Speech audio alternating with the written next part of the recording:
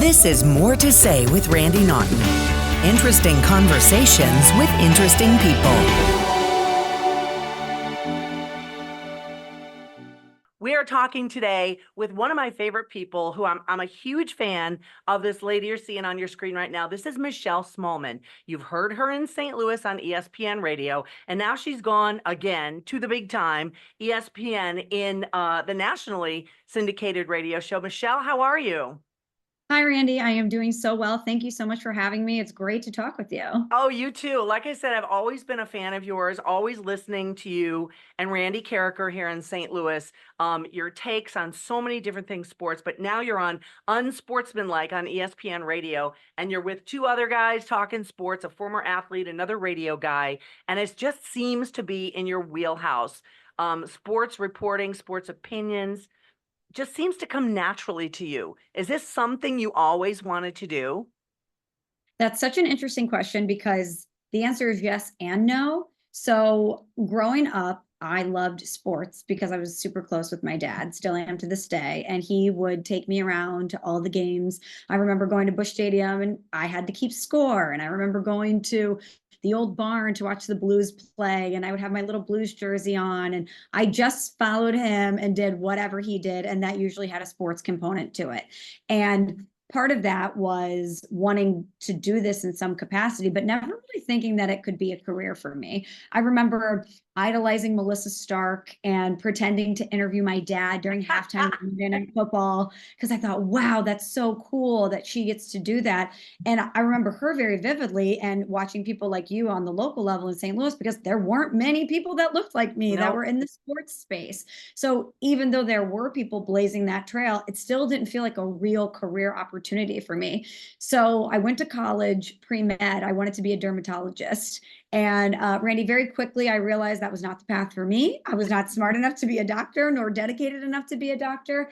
And I had a guidance counselor who put me on the path to broadcasting. And it's funny that you say that it comes natural to me being on camera or on the air because I never wanted that. Even though I idolized somebody like Melissa Stark, I never really thought that being on this side of the mic or this side of the camera was for me. I always thought I would be more in the production space, which I was for 10 years. Yeah, you did a lot of that too. Yeah, I was a producer for a really long time. And this evolution of my career just kind of happened. It was never the goal. It was never something that I really set my sights on or pushed for. It just kind of happened for me. I wanted to call this episode Chicks in Sports because when I was doing sports, and I didn't know if you would think that was a little sexist or what, but I'm drawing from some experience because, if somebody back in the day, and there were plenty of people back in the 90s when I did sports who would challenge me on, what do you know about the changes on the offensive line for the St. Louis Rams? Is okay. Well, I go to camp every day.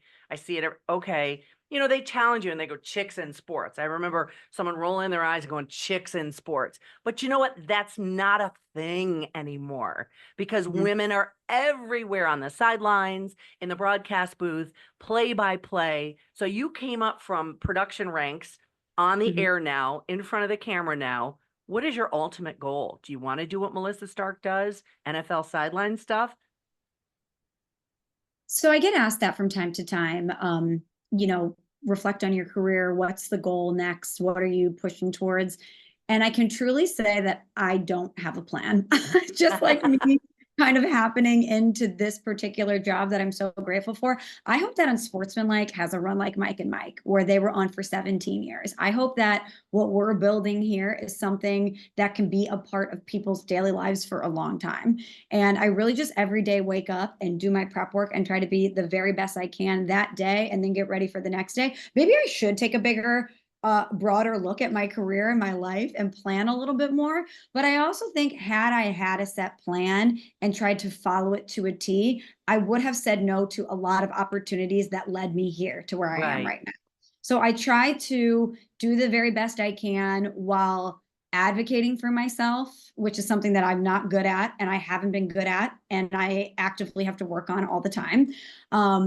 But I just hope that whatever capacity it's in, that I have a long career in this industry. Yeah, and it's definitely there for the taking. And one thing that I noticed and in following your trajectory is something I was never good at. And it's something that you just slam dunk, if I may use a metaphor. You keep track of free agencies and rosters and lineup changes and the stats. I never was a stat guy. I could never really follow. I could, but I didn't want to. I liked more of the emotional side of sports. How do you keep up with it all in all the different sports? NBA free agency, NFL, what's going on there, coaching changes, all that stuff. I mean, you say you prep. How much does that take? I'm going to be totally honest with you. I have no life. Trying to keep up with all of this is a 24/7, 365 job. There Yeah. is always a game to watch. There is always a new story. And for instance, I'm getting ready to leave tomorrow to go on vacation for 2 weeks because we have to take time off. And all of us want to take the time before football season starts. And even getting ready to go on this trip, I know that I'm going to have so much anxiety coming back because I've missed 2 weeks of the news cycle. And it takes so long to get back into that. And like, the summer, which is typically the slow time, it's not slow. I'm Mm-mm. watching the Olympics. I'm watching baseball when I can, not as much as I want to because I grew up in St. Louis and I covered the Cardinals for so long. It feels very foreign to me to not have a baseball game to watch every night.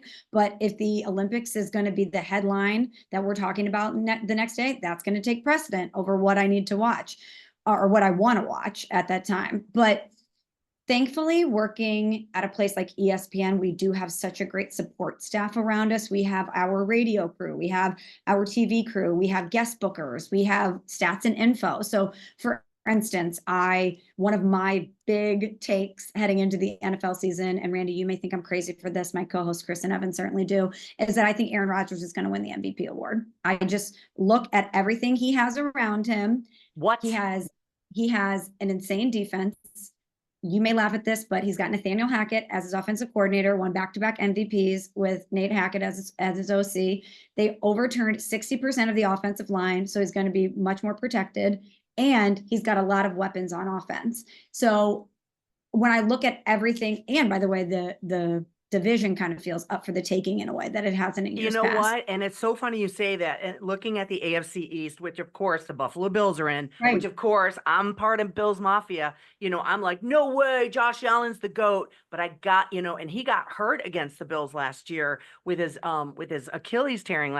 I got to be honest, I'm nervous about Aaron Rodgers this year. I really Yes. am. I mean, he wasn't a factor after that because it was there for the taking for everybody else for the rest of the season. But I don't want to say this as a member of Bill's Mafia, but I got to be honest, I might agree with you. Well, I appreciate that because I know that's very hard for you to say as a member of I Bills Mafia. know. But the Patriots in a rebuild, the Dolphins, while they have an incredibly high-powered offense, there was a lot of attrition on defense, and they could not beat teams with a winning record last year. And with Steph Diggs moving out of Buffalo, that offense is going to change in a lot of different ways. And while I still have a lot of confidence in Josh Allen and the Bills as a whole, I just look at the pieces around Aaron Rodgers and him playing with a chip on his shoulder that has worked for him in the past. I just think it could be really great. But back to the original point, I reached out to stats and info. I have them as a resource to me to say, this is the point I want to make. These are the things that I want to highlight. Do you have any stats that you can send me? That can back it up, right? That can back up my point. So a lot of times we will do the stats ourselves, but when we can, we have that as a resource. Nice. So that saves a lot of time for us because every day after the show, Randy, I go to a coffee shop and I read. I read for at least an hour, sometimes 2 hours, and just try to keep up on different things. Or I'll think, all right, in preparation for the NFL season, I'm going to carve out an hour and I'm going to read about the Carolina Panthers or whatever and put together a deck so that heading into the season, I'm refreshed on what they did last year. They won 2 games. Okay, Bryce Young, here's what he did. What about Dave Canales, their new head coach? What moves did they make? Just so that it's fresh in my mind and I have that as like a resource on my laptop whenever I need to pull it out. But then we're usually watching a game. We are prepping our segments and our stuff for the show, taking notes, and then we're up at 4 a.m. ready to do it again. So I don't have a lot of free time during the week, that's for sure. Well, just remember, it's your job. It's not your life. That's one thing I learned after doing, broadcasting literally for 40 years. I'm retired 2 years now, and here I am broadcasting on a podcast. So I guess it never gets out of your blood. I want to know, you say that you now live in NYC, you moved from the St. Louis area, you live in a Yes. studio apartment in New York. How is Yes, ma'am. New York City living? Because when I lived in Western New York, I go back to NYC a lot of friends there. I visit just because, just to walk the streets and get the flavor. How are you feeling about it? You like it? You hate it? Good, bad, and the ugly. Okay, good, bad, and the ugly. The good is that when New York City is good, you know, I love St. Louis. I ride for St. Louis as hard as anybody. When New York City is good, there is no better city in the entire world. Right. My favorite, it's interesting because there's a dichotomy here. My favorite thing about St. Louis is like the stability of it, the community, that it's so reliable, right? Like you have your friends from forever. You know what St. Louis is when you're a part of it. And we're very proud of what St. Louis is as St. Louisans. And I love that.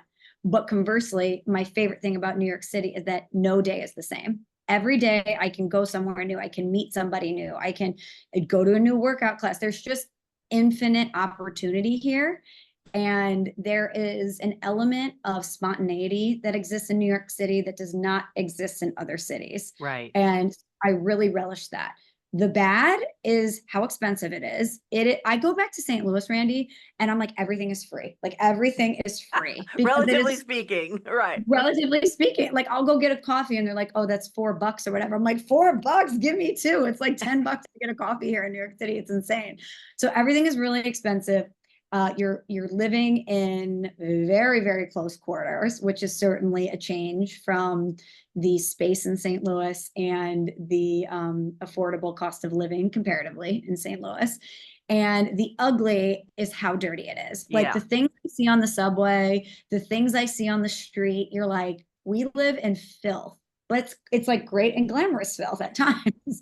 But there are certainly moments where I'm like, oh, I can't believe some of the things I see here. But it's great. Overall, it's great and I love it. Well, I know that eventually at some point in my life, I will end up back in St. Louis. That is always home. There's always the siren song to come home. And I love the city. I love my friends and my family.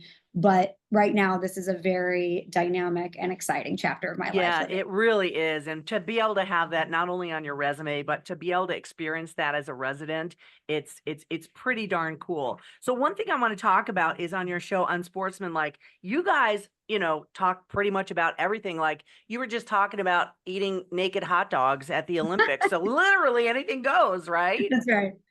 Anything goes. So we obviously, being the morning show, want to capture the pulse of what the everyday American sports fan is interested in. And usually that's the NFL or the NBA or, top line, or like during Stanley Cup finals, we certainly talk hockey or baseball, whatever it is that day, that's what we're locked in on. But what I think is really great about our show is that we realized you're coming to us for sports, but you're likely staying because of our chemistry and our personalities. Like we kind of take an approach to this show that we're three people having a conversation for 4 hours. Mm-hmm. And we want there to be an organic element to that and a personal element to that. So as we've grown in the show, we've also grown as friends in real life. And I think that that's been a really interesting and welcome dynamic that's happened on the show, is that we can laugh about hot dogs and then get right back to talking to the Olympics. It's a good balance, I think, that makes us more relatable, hopefully. And everybody loves sports, but you're not going to talk about sports 24/7. Right. Like everybody's a human being too that has other elements happening in their life. So if we can tell you our opinion on sports while also showing you a little bit of who we are as people, that's a win. One thing that you talked about being relatable, and it's something I read about you online, was you're a klutz. And ironically, you and I had that thing with our connection with our dads, and that's how we ended up embracing sports so much. My dad's nickname for me, and I'm not kidding, was klutz. So I'm like, we are kindred spirits. Oh my gosh. Well, did you know, Randy, that I started the very first day of Unsportsmanlike, my first day ever in my life on national television, with a black eye? Did you not cover it up with makeup, or did it not? I mean, Oh, and then you ended up telling the story about how you're a klutz. Yep. So Evan, Chris, and I did not meet one another in person until the day of our photo shoot, which was, I think, a week or two before we started the actual show. We had very little time to get to know each other. So we do our photo shoot, we go to lunch afterwards, we're sitting there and we kind of went around the horn and we're like, all right, what do we need to know about each other? What are the musts? Like, tell me what you're interested in, tell me your background, tell me what I need to know about you as a person. And I said, this is probably going to surprise you guys, but you need to know how clumsy I am. Like, I will trip, I will be injured, I will knock things off the set. Like, I don't know what it is about me. It's in my DNA, just like you and your dad. You're talking about my dad is clumsy, my cousins are clumsy. We're a clumsy group of Italians. I don't know what's wrong with us. It's just in our DNA. And they were like, okay, yeah, sure, great. Seriously, 2 days before the show started, I cleared my schedule for the weekend because I was like, all right, I'm going to practice getting up at 4 o'clock in the morning and going to bed early. You never so get used to it, by the way. Never. You don't. And Mike Greenberg, Greenie from Mike and Mike, now on Get Up, has been a great sounding board and resource for me. And when I first started this show, I asked him that you did this time slot for 17 years. Now you're doing Get Up, which is a little later, but it's still a morning show. Like, how do you acclimate? And he's like, you never do. Nope. You never do. You never will. And he and you are absolutely right about that. But I thought, okay, I'm going to give myself a couple days with this new alarm, try to get into the rhythm. So I stayed home. Memorial Day or Labor Day weekend. Yeah, Labor Day weekend while everyone's going out. I'm like, nope, I'm at home. I'm trying to keep myself busy. So I'm like, let me clean my apartment, deep clean my apartment. I'm vacuuming and I go to vacuum underneath my couch and I had an air purifier and I tripped over the cord, fell face first into my coffee table and hit the inside of my eye on a drinking glass. Cut it open, blood everywhere. I thought I was going to have to get stitches. I did not. Huge black eye. So yeah, that's the way we opened the show. And but you know what? That's the best story I've ever heard. That is a fabulous debut of a story. I love it. And I said on air, I was like, as mortified as I am that this is the way America's going to meet me, it's me. It's 100% me. So that's awesome. I guess if I'm going to arrive in any way, I choose to arrive as myself. And, I think that authenticity that you bring and, Midwest girl and your upbringing with your dad and loving sports with your dad, I think, and that's just my experience is I think authenticity, the viewers, the listeners, they know if you're not bringing the real you, and they'll call you out on it. And I'm sure, now that there's all this online business, the trolls are coming for you no matter what, good, bad, and the ugly. But the authenticity, I think, is what viewers and listeners really, really pick up on. So, and now how many people call you and just want to talk? You remember that one pitcher in the Reds game and he threw a strike in the bottom of the fourth inning, and they want to literally do sports open line with you while you're trying to work. Did you get that? I love that. Yes. You mean like callers to the show? Yeah. Or your personal or emails or anything. Oh yeah. So on the show, our production staff does a pretty good job of vetting the callers. They tell you on the line, what's your point? And then they coach you up to say, you're going to have like 20 seconds. You need to get to it. So thankfully, usually the people that come through on the line have been coached up and they know that they need to be concise with their points. But to your point, when I meet new people out, I rarely tell them what I do for a living. I'll say, oh, I work in the media, right, or whatever, because the next thing I know, the entire conversation is about my job. It's about, oh, what do you think about this? What do you think about that? Which is totally fine, but it ends up becoming an interview and not a conversation. Right. And I'm usually more interested in what other people's jobs are or what their life is like. I understand, Randy, that we have access to people's passions, and that is a very cool and special thing. But I also, on the one night that I have off, don't want to talk about the Chiefs three-peating. Like, I just don't. I'm like, it's what I have to think about and prepare for 24/7, 365. I want to talk about something else at some point. But I also am very cognizant of how much people love sports and so appreciative that they are that passionate about it, because without that passion, we don't have a job. So it's a fine line to walk. Yeah. And you got to separate it, and you have to have you time. Again, it's your job. It's not your life. However, it kind of sounds like your life these days. I do want to ask you, do you keep in touch with anybody back here in St. Louis, ESPN 101, Randy Carrick, or everybody back there at Hubbard? Oh, yes, I talk to them all the time. I talk Yeah. to Randy almost every single day. He is the absolute best. Feel so lucky that he is my friend, my mentor, that I got to work with him in any capacity, especially for as long as I did. Randy is a gift. But they carry our show before the opening drive on 101 ESPN. So Randy has it on in the studio, and he listens, and he'll text me every day. I was talking this weekend to Carrie Davis, who I hadn't talked to in a few weeks, but he was telling me about an exciting opportunity he has. So I'm like, I talked to Anthony Stalter. You know who else I really talked to a lot is other people that were in the building at Hubbard. I'm very close with Learn from The Point. I talked to Tommy Mattern, our boss. Like, I could go down the list. We had such an amazing, and they still do, family environment there. And everybody cheers for each other. Everybody's an advocate for one another. We all pull the rope the same way. So not only at 101 ESPN did we all have that relationship, but even though The Point was our competition, we still have that Right. great familial relationship with them and cheer them on, and vice versa. And we always have these very cool synergies with each station. So I feel lucky that I'm friends with Courtney from The Arch, and obviously everybody from The Point, and on and on. Oh, it's beyond Hubbard. I still talk to so many other people from the St. Louis media scene all the time, like Yeah. Katie Wu and Mike Claiborne. Like, the St. Louis media scene, I think, is pretty rare in the fact that a lot of people are there for a long amount of time. And so you really do get to develop those deep relationships there. That's awesome. I'm not going to take up a whole lot more of your time. I did want to know, you personally, what is your favorite sport to cover and why? Oh, that's a good question. So I think the easiest sport to cover is the NFL. With one game a week, you can really go deep on storylines and matchups. And it's this amazing crescendo from Monday through Friday that you build towards. And so that is fun because it makes it feel very big that there's only one game a week. But obviously, as a girl from St. Louis, I would prefer to cover baseball as much as possible. And that's been a weird adjustment about this job is, And they push back on you when you mention Cardinals, don't they? They go, oh my nobody gosh, wants to talk about Randy, they tried to tell me that the Cardinals were irrelevant. I was I'm like, sorry. irrelevant? The Cardinals will never be irrelevant, ever.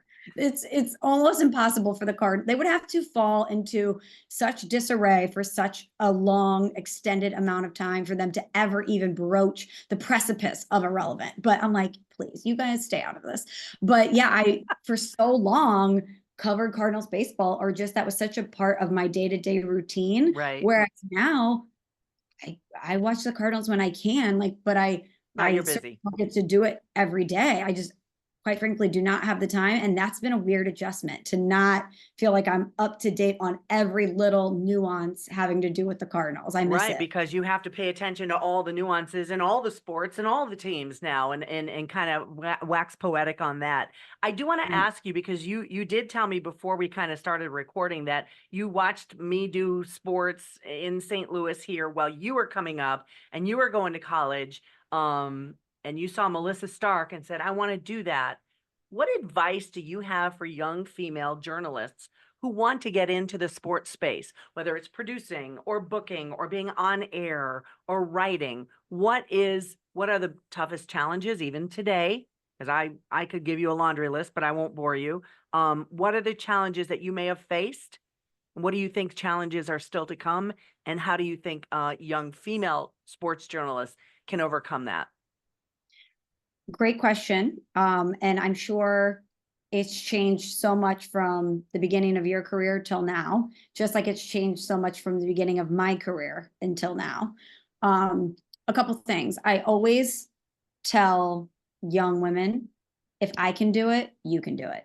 I did not play a professional sport. I did not have a parent that played a professional sport. I did not have a parent who had any connections in media at all.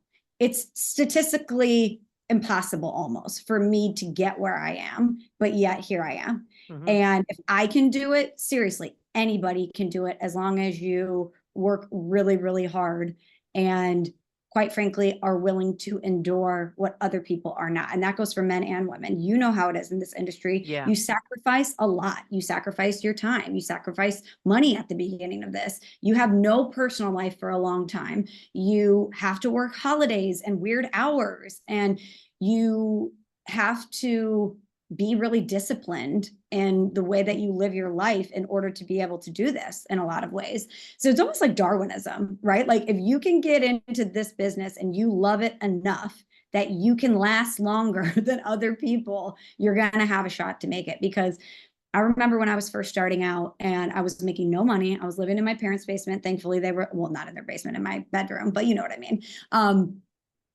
When I moved home from college, I thought, oh, I'm going to get this amazing job in media out of college. Well, surprise, surprise, the economy crashed and the media was not hiring. There were all these furloughs happening and there were just no jobs to be had. But thankfully, because I had worked really hard in college at getting internships and maintaining those relationships from those opportunities, I was able to get a job, but it was at home. I was making little to no money. I was working 6 days a week. I worked from 4 o'clock in the morning till 2 o'clock in the afternoon in news.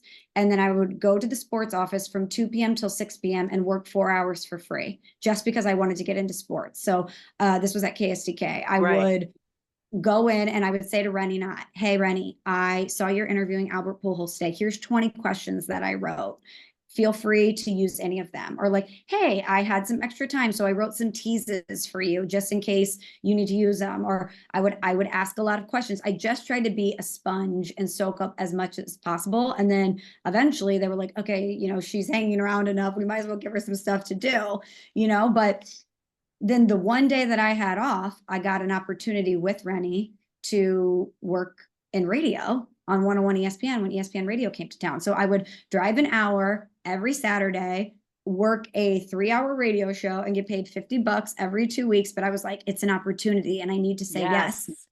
But that meant for 7 days a week, fresh out of college, when all my friends were partying and all my friends were living in their own apartments and having this great new chapter of their lives, I was not. I had to sacrifice that in so many ways, right? But it ended up being worth it in the long run. So I would say make sure that you really love it and that you are dedicated and that you work as hard as possible. I always tell people, say yes to everything. And then that is my mantra. Say yes to Yeah. everything until somebody gives you a reason to say no. I mentor other journalists and that's what I tell them all the time. Which I think is great advice. And I wish I would have heard you say that. This is freaking me out. This is I freaking know. me out a Look little at bit. us. On the same wavelength. I appreciate that so much. But there's so many things in my life that would come up. They'd be like, hey, we need somebody to do this. Can you do it? And I'm like, yeah. Yep. And then I'm like Googling, how do I do this? And like figuring it out on the fly. But everything I said yes to gave me that much more experience, made me that much more versatile, and gave me that many more connection points to people in this industry. And I truly don't think I could have ever been a host, or at least been a host at this level, had I not been a producer prior, because I know how to build a segment. I know when to transition. I know how to have intuition about what's working and what's not working. I know how to set things up. I know how to interview people because I used to write interview questions for people all the time. All of these things that I said yes to, that I just kind of had to figure out on the fly, helped me get to where I am now. It transitioned you to the next level. Yeah. And then for women specifically, while there has been so much evolution in this space and women are getting opportunities that they have never gotten before, and so many women are kicking ass and taking names in the sports space, and I'm so proud of all of them and appreciate them opening doors for other people. Let's be realistic about this. There are a lot of men out there that will dislike you and be very loud about their dislike for you simply because you're existing as a woman in this space. And I would like to say that it isn't the same as it was when you started your career. And maybe to some degree it's less, but now we have social media. So all those people have amplified voices and they have access to you in a way that they never did before. And quite frankly, Randy, I have just developed such a thick skin that it doesn't bother me anymore. Like, I know no matter what I wear, there's going to be some dude on the internet telling me I'm fat, telling me I'm ugly, telling me they hate my hair, telling me to shut up and make them a sandwich. Like, it happens all day, every day. And I have just arrived at this point in my life where I look at them and I think, I'm so embarrassed for you. Like, imagine being that person that you wake up that day and all you can do to make yourself feel better about yourself is say something gross to someone else. I'm embarrassed for you and I feel badly for you. And I think that if and men in my industry deal with this as well. My co-hosts deal with this too, but I think for women, it's on a hyper intense level. That to Sometimes me, it's very that has personal. not changed. That Yeah. seemingly has not changed. And I just tell people you cannot take it personal. No. Them saying that about you is a direct reflection on how they On feel about them. themselves. It has nothing to do with you. And I didn't feel this way all the time. It took me a while to arrive at this point, but as soon as you can get to the point where, and I'm not absolving it, by the way, I'm not absolving the vitriol and the hate and the disgusting behavior that you receive. But as soon as you can get to the point where it doesn't ruin your day and it doesn't change the way that you show up in the world and show up for your job, that's the day that you feel free from all of it, which I think is a very good place to be. That's fantastic. Well, we are running out of time, and I just wanted to leave you with this one point. A new study from betting company Flash Picks has determined that the Buffalo Bills are the most searched for and favorite NFL franchise in the world. Just had to lay that down. Okay, Randy, I know we have to wrap, but I need quickly to ask you a question if you don't mind. Sure. So, coming up on the show, I'm a free agent football fan, and we're going to do NFL Bachelorette. For a long time now, I've been flirting with getting back to the NFL after the Rams were so cruelly ripped from us. And so I'm going on vacation for 2 weeks, but then when I come back that third week of August, we're doing NFL Bachelorette. I'm going to have to pick my top 6 teams, give them roses, and then I have 2 weeks until the first game of the NFL season to decide. I love this, yeah. So why should I pick the Buffalo Bills? Because I have to be honest with you, they were on the list. And then we were a little critical of Josh Allen during the season because of the turnovers. All the turnovers. Very mean to us. They were very mean. And that, while I appreciate that passion and I love the intensity of Bills Mafia, I don't know if me as a Midwest girl would fit into that fold. So you sell me on them and tell me why. Okay, Buffalo Bills. So here we go. Josh Allen, yes, turnovers were a problem last year, but his QB rating is right up there with some of the best. He had the most touchdowns last season. His new receiving core, I know Stephon Diggs moved out to Houston. And, honestly, I think last year he might have been a problem for that team. And now you have this new dynamic rookie, Keon Coleman, coming in. And I really think that he's going to, with some of the training camp video I've seen, it's been just amazing to watch this kid just pull down everything. Dalton He's a fun personality too, right? Oh, just really, really great. Okay. You have Matt Milano is healthy. You have so many other guys who were injured last year and were not able to be a factor coming back this year. So I think mainly the return of the injuries coming back and your healthy lineup, I think that is going to be a difference maker. But with that said, I will say, the Jets and Aaron Rodgers do concern me more than the Dolphins did and the Chiefs did last year, to be honest. Okay. So there we go. So I should consider them, is what you're telling me. Please give them a rose for me, just because. I would love that if you did, and I'm going to follow if you do. I won't send you an email, by the way. I won't trash you for it if you don't. Okay, well, I'm going to really consider it because I've been stressing about this because once I pick this team, they're going to be my team for life. So I have to make the right decision. Okay, I have to think beyond Josh Allen, like what would my life be like in 20 years as a Bills fan? So this is what I'm trying to consider. Well, I gave you my elevator pitch. Do with it what you will. So there you go. Michelle Smallmon from ESPN. She's on the show Unsportsmanlike every day on ESPN Radio. And then you can watch it on ESPN2 as well. I can't tell you how fun it was talking to you. I had no idea. We had so much in common. That makes me love you even more. And I'm even a bigger fan. So thanks for joining. And we're going to watch your trajectory as it goes. Thank you, Randy. Thanks for having me. And thank you for everything you've done to pave the way for me and so many others. You're an inspiration. And it was a joy for me to get the opportunity to talk to you. All right. Go Bills. Bye, Michelle. Bye, Randy.